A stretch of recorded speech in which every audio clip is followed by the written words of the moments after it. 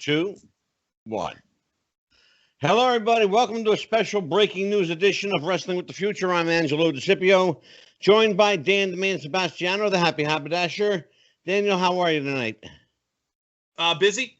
Unfortunately, this is one of those shows you don't want to do, but here we are. Absolutely. You never want to do that, especially, when we didn't plan on being back there until January 5th, but the wrestling business had other plans for our vacation. We want to welcome Big Ben Scala from Ocala. Hashtag Scala from Ocala is our man about town, deep in the sunshine state. I don't know how much sunshine you guys are getting. And of course, Armageddon himself, Mike Murphy. Mikey, how you doing, brother? I'm hanging in there. It's been a rough week. Let's address the subject at hand. We are here with this special breaking news edition. We lost yet another wrestler. 2020 took yet another victim. Jon Huber, best known as Luke Harper, a.k.a. Brody Lee. Both AEW and WWE fame. Very big, very popular on the indie circuit before he made it to the big time. I guess I want to go to Dan the Man on this one first. Dan, what do we know about his passing? What happened? What are they saying? And what's the scuttlebutt? What's going on? Well, the story was broken. His wife posted on Instagram that he had passed away after she mentioned he was being treated by the Mayo Clinic for a non-COVID related lung condition. Obviously, the Mayo Clinic specializes in cancer and extreme diseases. And AEW, obviously, they posted their official response, and then PWI. And unfortunately, in the digital age, several mainstream sources had to confirm that it was actually it had actually happened and it wasn't some kind of storyline, because just in the last 5 years, how many people have died as part of stories or something. Unfortunately, you had to cover that hurdle. But the official story is it was a non-COVID related lung condition. He was being treated at the Mayo Clinic at the time of his passing. And when they say lung condition, Dan, are they giving any specificity? Are they hush hush? What's the general feel? Unfortunately, there hasn't been much in this way of specifics. There was a pretty high profile story that I don't want to get into too much because of the nature of what happened from it, where several basically the narrative of the story was COVID, but his wife's denying that. AEW is also denying that, saying they have very strict COVID testing policies. So, but yeah, it just appears to be a lung condition, which, like I said, with the Mayo Clinic, unfortunately, when you look at types of cancers or other conditions that can affect the lungs, you can go from perfectly healthy to gone in weeks or months. So who knows the specifics? And absolutely. I mean, it might come out with time. But we don't want to jump to conclusions, though. Right, exactly. The fact that he was treated by Mayo, it could be completely unrelated to his passing. It's possible it was completely unrelated to his passing. Actually, his wife did confirm that he was being treated by Mayo Clinic, but she never said what for. So we have to walk this kind of tightrope, because we're not sure that he passed from what he was being treated for is the essence of it, if I understand. Correct. Her statement noted that he was being treated by the Mayo Clinic, but did not confirm that the non-COVID lung issue was what he was being treated for. And that's what I wanted to get at. So, Benny, now, tell me what you are hearing. You brought some information to me earlier. What's the feel? No, it's really kind of just my own opinion that, you're a 41-year-old guy. Normally, I mean, yeah, maybe the first thing you're going to think of is, and I'm not saying this is the case, but, I'd say statistically, 41-year-old guy, the first way he's going to pass away probably be in a car accident And then, the second thing might be drug related, and, maybe heart attack or something like that. But you just don't expect a guy who makes a living with his body, who seemed to be in very, very good shape, at that age, just to suddenly pass away. Are there kind of, I'm going to use the analogy. Are there,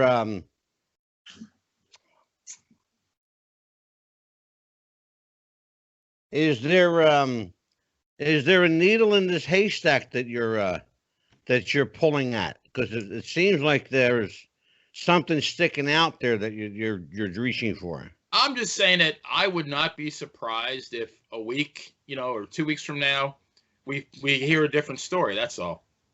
Okay. Yeah, maybe we won't. But I'm just saying it wouldn't surprise me in the least.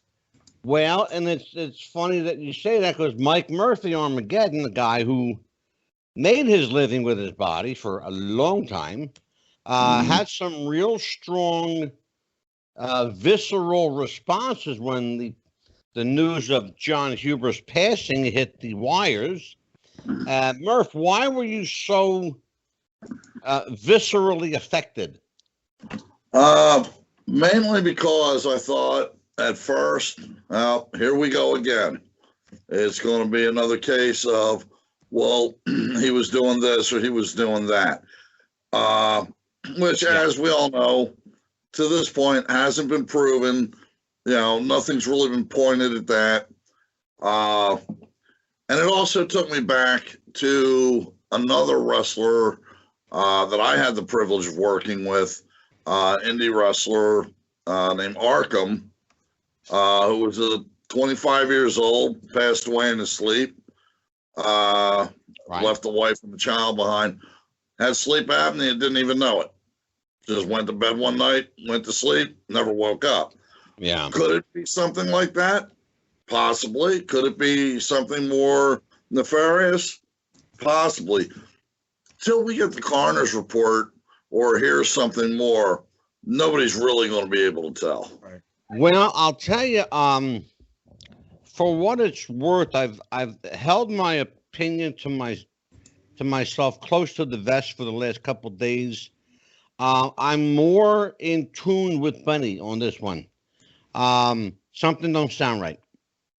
As soon as they announced his passing, something didn't sound right. Right. And it's just this kind of guttural instinct that I have. I don't know if it's I don't think it's drugs. Let's put it that way. I don't think it's drugs. I think, however, that perhaps his wife, in order to protect their child, is putting out a story publicly that, as a cover story, perhaps, so that the real cause of death doesn't circulate about. I don't know how old his kid is, but I know he's got at least one child we know of, right? Two sons. He's got two sons. Yeah, okay. he has two children with his current wife. Okay. And do we know how old these boys are? I'm not sure about the youngest. I know the oldest is 8, and that was mentioned because they had to do some. He technically signed an AEW contract, and they had to do some legal mumbo jumbo in Florida to get an 8-year-old to sign a sports contract. That's the only reason I know. I remember that age. Yeah. Interesting too about that. The other thing is, how much, 8 years old, an 8-year-old kid today is a lot smarter than they were when I was a kid. Right. Largely because of their involvement with social media and computers. So perhaps, and I'm just talking out loud here, perhaps it wasn't what we're being told.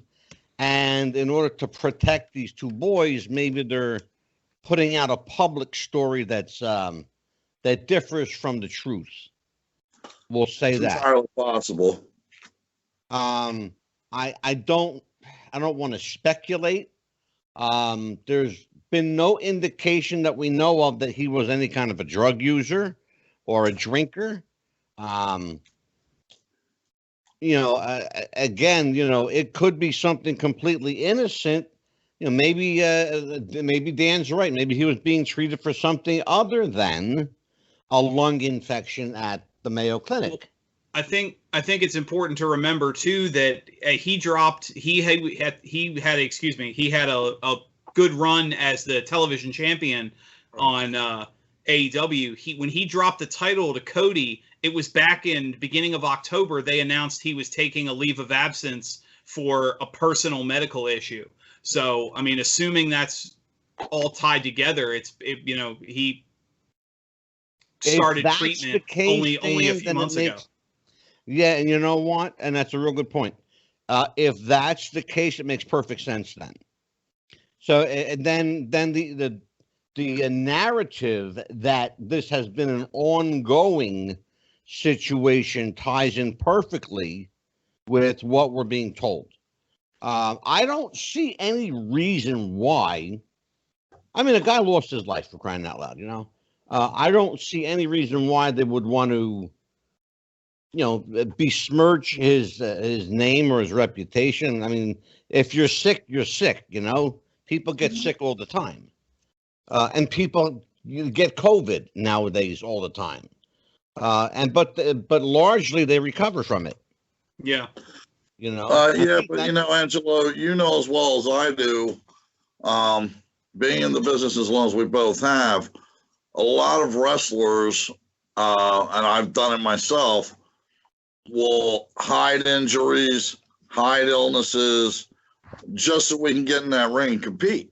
Well, that's the other thing. Let me go to Benny on this one. Then we'll go around the loop. Benny, Murph brings up a good point. The notion of wrestling hurt and wrestling injured. It happens all the time in the business. Time is money. You miss time, you miss money. I know it in Murph's case. I know it in my case. I've seen it. I've had guys work for me that worked injured against my advice, by the way, but they don't want to blow a payday, so you can't tell them no, It's a slippery slope you walk when you're a promoter. On an indie level, when you're a promoter on this massive level, that's a whole nother ballgame. Right. So, Benny, what do you think? The injury factor, could that have played in? And my first thought was to baseball back in the day before free agency, when those guys had to play for their contract every single year. And yeah. I mean, they'd play with broken bones. I mean, pulled muscles because, they knew that, God forbid they missed a significant stretch of time. They were getting a pay cut the next year, not even a raise, Yeah, absolutely. And they weren't making good money to begin with. Now it's a little bit different now because these guys have contracts. I think in this case, though, it's more, it's more, I don't want to say ego maybe, but that if you're on top and you lose time, chances are you're not going to come back on top. You might get put back in the middle. That's the thing, Benny. It's really not ego. It's they don't work. They don't get paid. Right. It's that simple.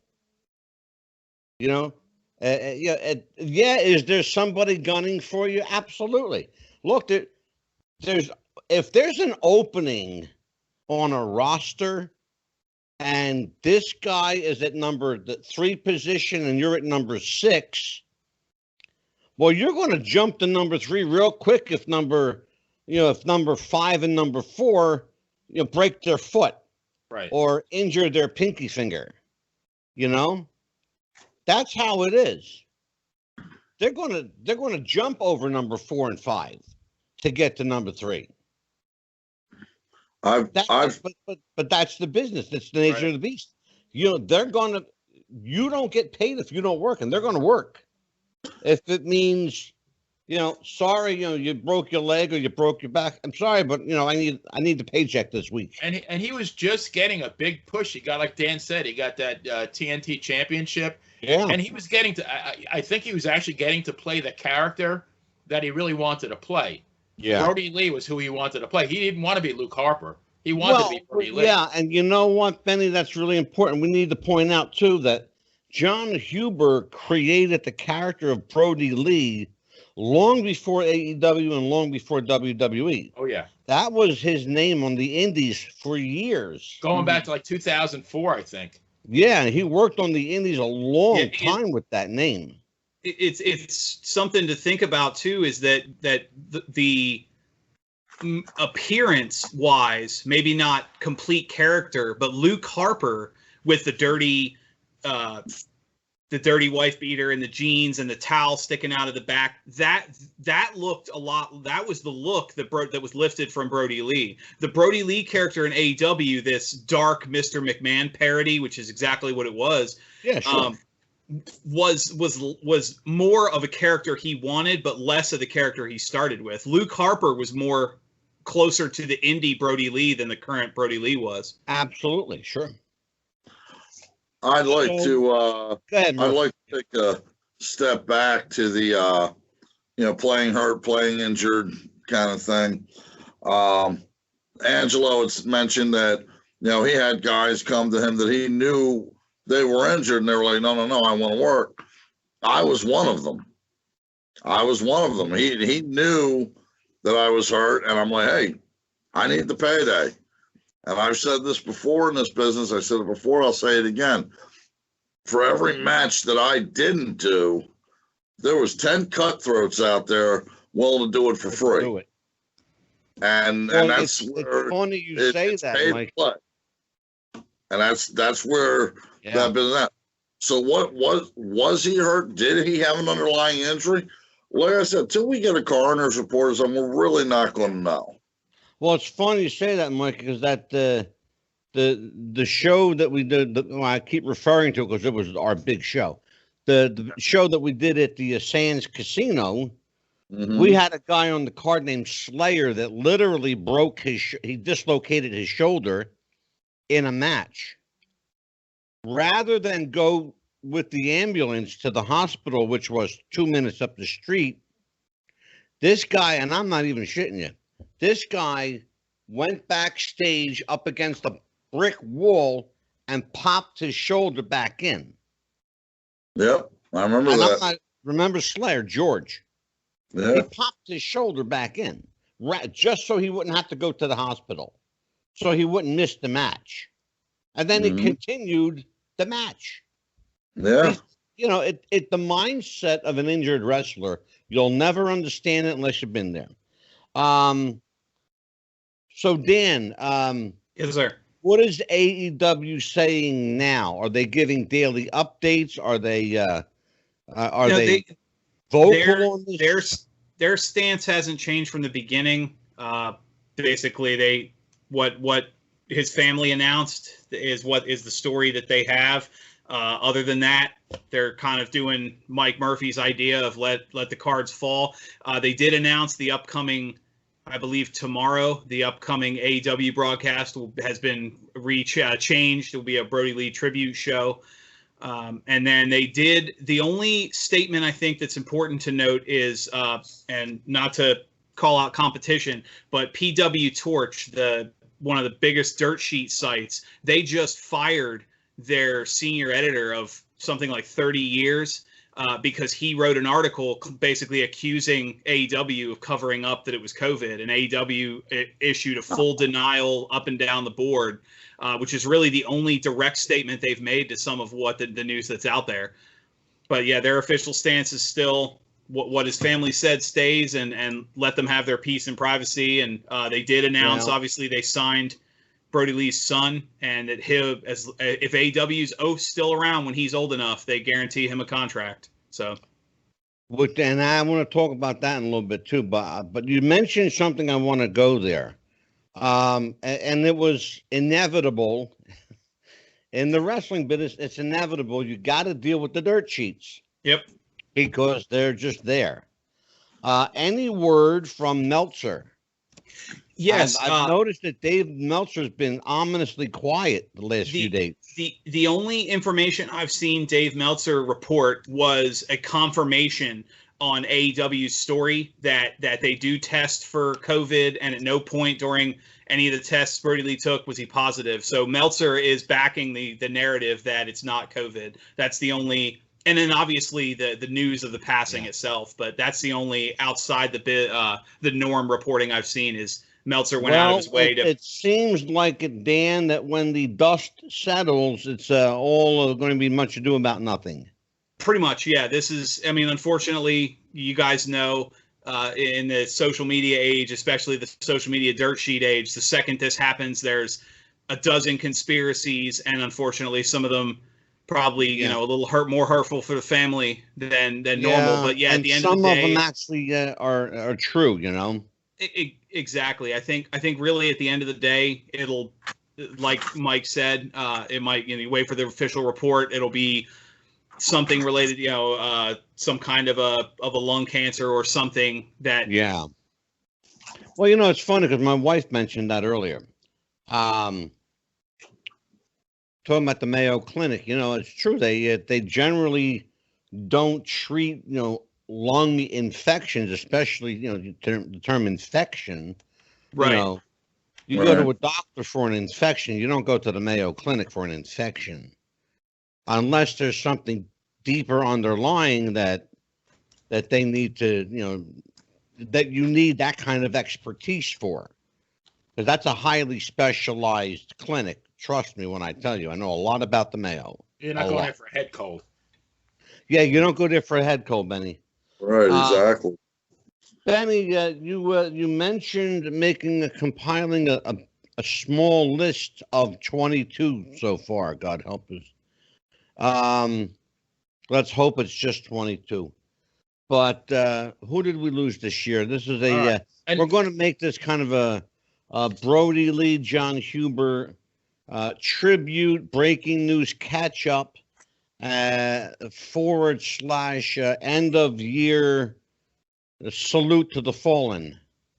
And this is just the names that I recognize. I bet, if Mike had looked at that list, he probably would have recognized maybe 10 more. But I got 23 on here. So I got Bullet Bob Armstrong, BRODIE Lee, Jon Huber, Danny Hodge, Dick Steinborn, Howard Finkel, Johnny Walker, a.k.a. Mr. Wrestling 2, Kamala, Kat LaRue, which I think she wrestled in WCW back in the 90s. Yes.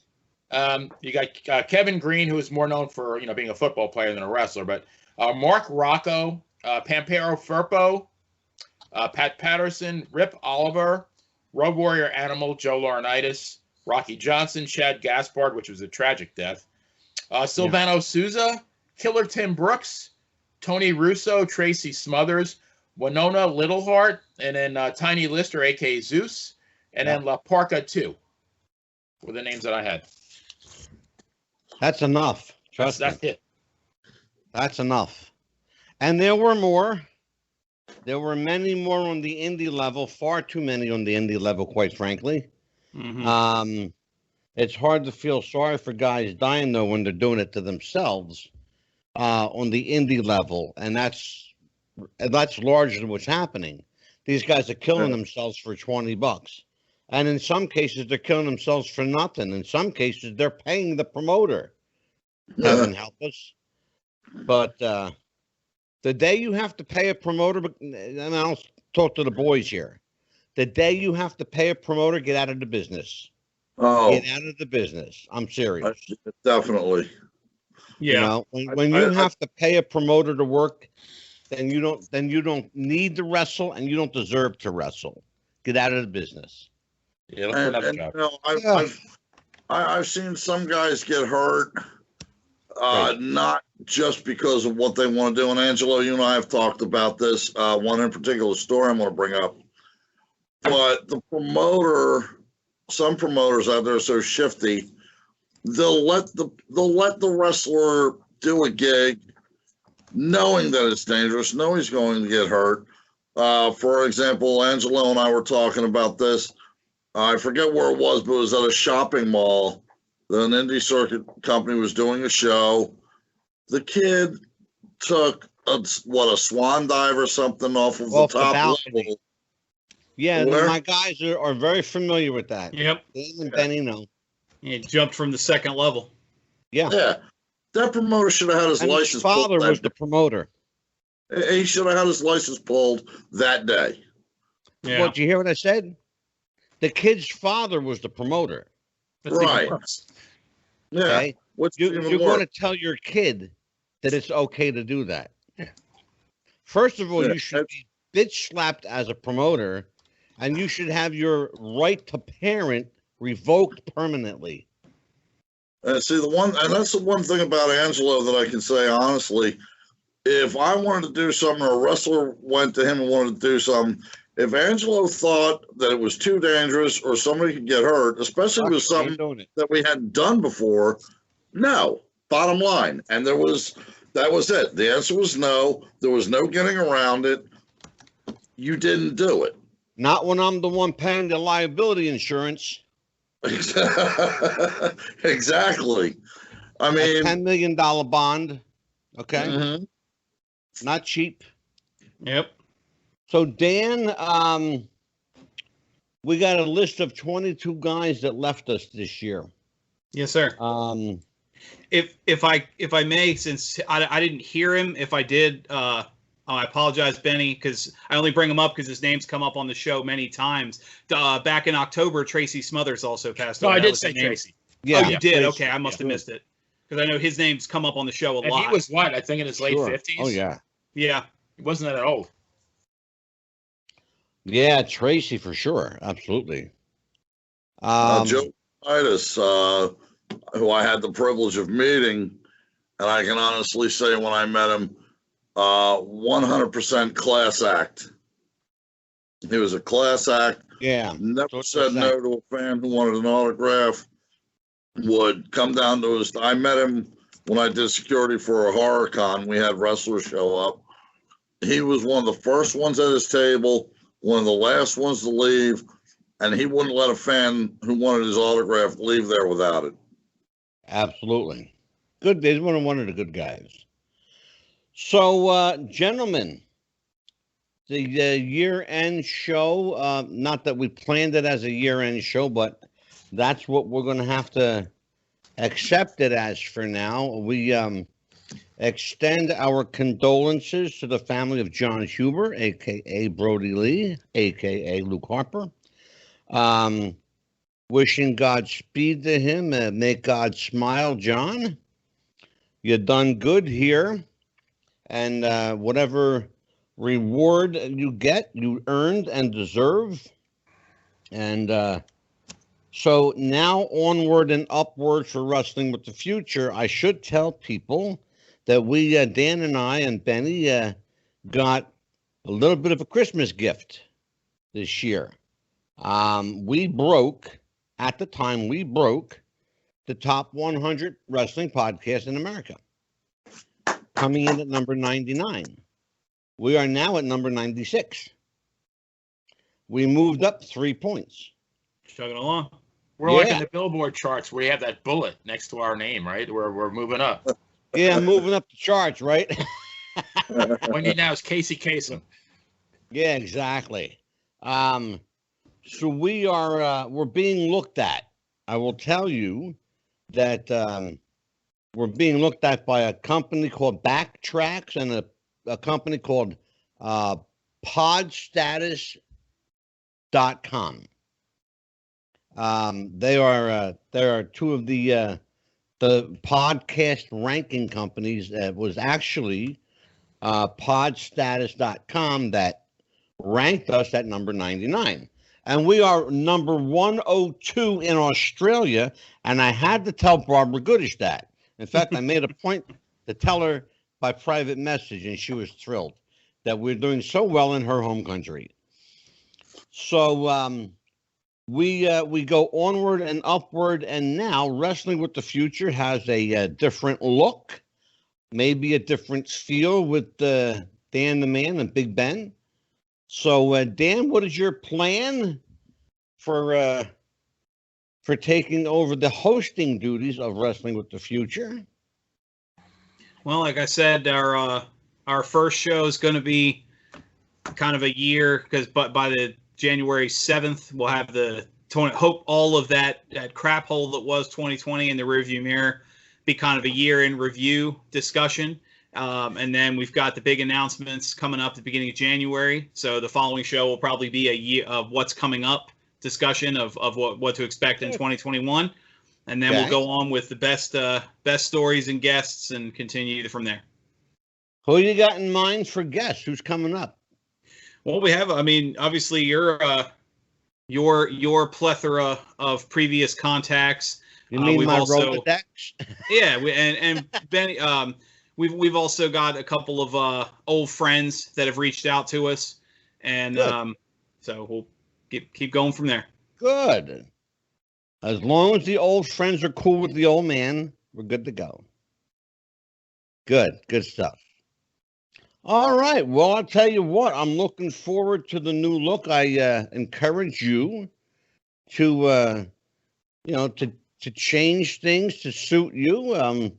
As long as you keep the format what it is, you're only taking over, not going anywhere. I'm taking on some other shows. We got, tell everybody we got Conspiracy Corner. We've got, and I want to like that one a lot. We're going to talk about conspiracy a lot. I have one of my first guests, in fact, is a woman. It's interesting book. She wrote a book called The Man in the Shadow. I think it's, hold on, let me get it right. The Man in the Shadow. It's a book about Paul McCartney. Imagine that. And the replacement of, what?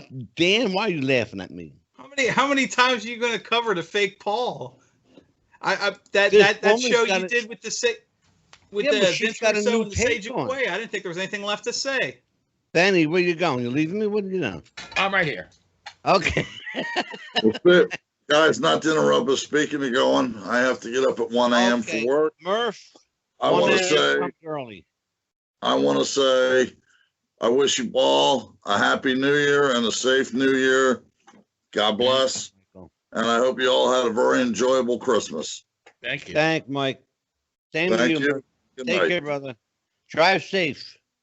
You got it. Take care. He's a truck driver, long haul truck driver. Old Murph is at 1 a.m. comes quick. At 7:30, 8 o'clock. So, gentlemen, yeah, I'm going to be doing some interesting stuff. Mob Talk is getting a lot of play. We're going to be doing a lot more episodes of Mob Talk. I just spoke to Nick Christopher. He's interested in doing more episodes with us. George Anastasia, of course, is going to be doing a lot more episodes with us. George is coming on, I believe, the 26th. I think the 26th. I'll tell you here in just a second. I have my calendar here. I believe I have it right here. George Anastasia and John Alight. That's going to be interesting. Yeah, we got George the 26th and John Alight on the 28th. Stephen Bonner's coming back. Billy Stallings, interesting guy. He's a really interesting guy. They call him the spa guy. He is YouTube's spa guy. He is also one of the craziest, most diehard Elvis fans you'll ever find in your life. This guy will literally spend thousands of dollars to travel anywhere just to find a story or artifact that Elvis was involved in. He's just That's like awesome. a super fan, crazy super fan. And he's also a Christian musician, by the way. I should point out that. Wasn't He's Elvis also- a big wrestling fan? I thought If he is, I don't know. I'll I thought find Elvis out. was a very big wrestling fan. Well, Elvis used to go to the Mid-South Coliseum, Right. and people didn't know it. They didn't know it because he would get there before the crowd came in. Well, he lived in Memphis. He probably had keys to the building. You know? Right? You know? Who Plus, he in played Memphis there. is going to turn Elvis away? Right? Plus, it was, that was his home Could building. have had a feud with Jerry Lawler, who was the real king. That would have, drew megabucks. Don't laugh. It actually was in the works. And Jim Cornette told the story on his podcast. Can't make it up. Can't make it up. That probably would have been one of the biggest things that ever happened in wrestling. The battle for the King of Memphis. There you go. So they had to settle for Bill Dundee instead. God bless, and I love Bill. Anyway, so you know what? We're going to make this a short night. I want to get you guys back to where you're back with your family and everything. This is not where we want it to be. So in closing, we're going to wish everybody a happy New Year, and we hope you all had a great Christmas. Big Ben Scala, stay out of trouble, kid. Will do. All right, if you can. Dan the Man, be on the lookout for another hat. By the way, I like that hat. That's a nice hat. Yeah. Is that a new one? I think I've worn this one before. It might have been once before because it looks relatively new. I like that. Maybe. Well, you guys, on behalf of Big Ben Scala from Ocala, Dan the Man, Sebastiano, the Happy Haberdasher. Yes, sir. I'm Angelo DeCipio. Thanks for joining us. Thanks for making 2020 great for us. 2021 will be that much better. It will go from 96 to 26. We're working on it already. Take care, guys. See you next year. Bye-bye. Bye-bye. Take care.